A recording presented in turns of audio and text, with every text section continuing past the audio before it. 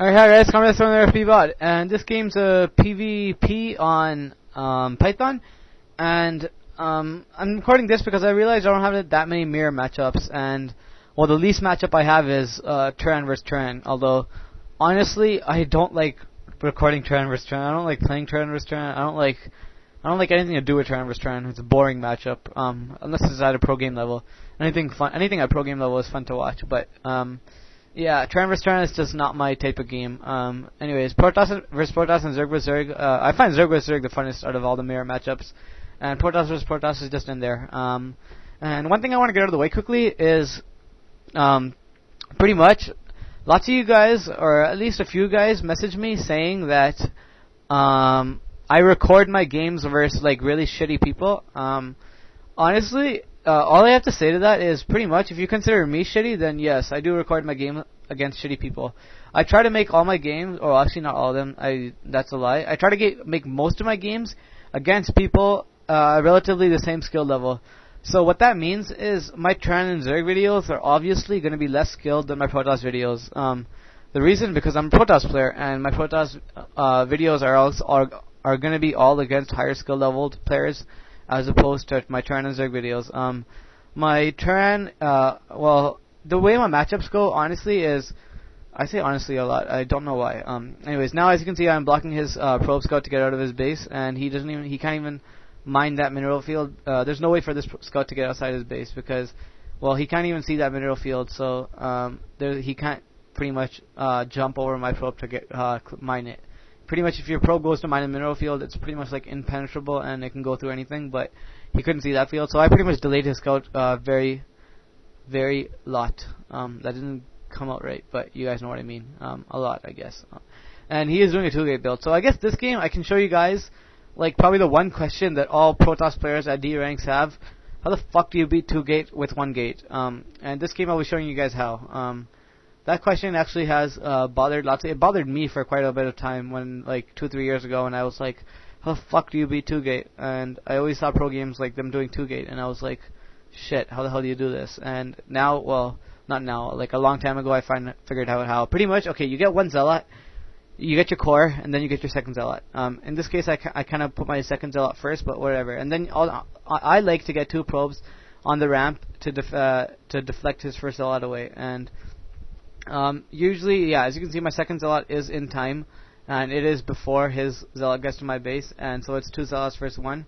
And by the time he gets his 2 zealots out, I'll have 3 zealots, and it'll be 3 zealots versus 3 zealots. And then he'll have 5 zealots, but then I'll have a dragoon, and those 5 zealots will not be able to beat 3 zealots and a dragoon. And I'll also have more dragoons incoming, and I'll have another gateway up also. And what the fuck? He's building a shield battery. Okay. So this is not how to defend against a 2-gate. This is how to defend against like a 2-gate cheese. Pretty much, he builds a shield battery. The best way to stop it, build my own shield battery. Like, straight up. Nothing else to it. If they cheese you like this, I'm considering this a cheese on his part. Now, yeah, as you can see, he's going to try to push in, but I don't know if he sees I have a shield battery. Yeah, so 3 zealots versus 3 zealots and 2 probes. No way I'm going to lose this. I'm doing more damage than he is to me, and he's being smart by going back to his shield battery and repairing. But, you know, I'm not any stupider, so I'm doing the same thing. And I only have 1 gate up. I should have my second gate up. Fuck, these zealots got in. Okay, you do not want zealots to get inside your base. Your wall is your life. If you lose your wall, you're dead, pretty much. Don't lose your frickin' wall. That's going to cost you the game, and it's going to make it a lot harder for me now. But I have 2 shield batteries, so that's probably why I'm going to live. But, yeah, do not lose your wall. And he has 3 zealots harassing my pros, but whatever. I have 2 shield batteries. He's not going to go anywhere with this.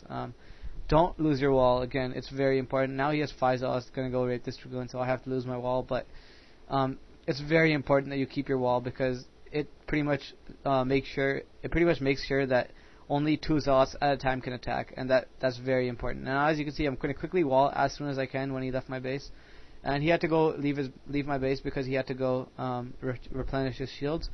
So. Yeah, that's why. And now, as you can see, I have 2 gateways pumping dragoons, and now I am significantly ahead because, well, I'm ahead in tech at least. I spent too much minerals on my shield batteries and such, so I guess I'm not that far ahead. This was actually not the best way to counter this, but whatever, it works. Whatever works is good. And now I'm trying to get my 3 zealots to block this ramp so I can do more damage. And This guy is I'm playing a ladder game right now, so he's a C level player. Again, trying to make all my. Oh, what the fuck? He's cannoning me. Okay, yeah. So now he's okay. Yeah, I am ahead of tech. I'm ahead in tech now. And okay, what I like to do after my opponent fails with the 2-gate is go for a straight up DT drop, because generally your opponent is going to be like, fuck, my opponent's going to go DT, so they get a cannon at their choke. Maybe one at their main if they feel like you can go DT drop. But if I go like 2 3Ts and 2 zealots, or maybe even 4 DTs, there's no way he's going to be able to, unless he builds 3 cannons. Then it's just straight up luck. He got lucky that he built 3 cannons at his main, or he scuttered it, one or the other. But usually your opponent does not build 3 cannons at their main. Another thing that Starcraft comes down to in Protoss vs. Protoss is kind of like luck in terms of build orders.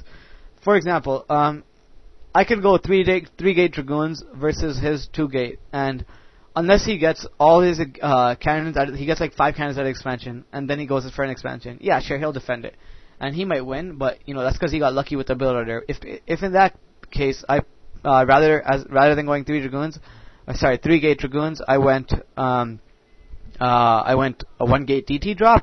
Yeah, he'd be fucked because he'd have nothing at his main. Or if I went for Reavers, then he'd also be screwed. It just depends on what build order you do against their build order. And I usually find DT drop is probably the hardest thing to defend if you're behind in tech and you're trying to rely on cannons to do all the defending for you. I generally like to do this build. And now I'm getting a Reaver, robotics support bay, just in case these DTs don't do any damage. I'm hoping my Reavers do. And I'm getting an Observer too, just in case he's going DTs, and getting these 2 Zealots.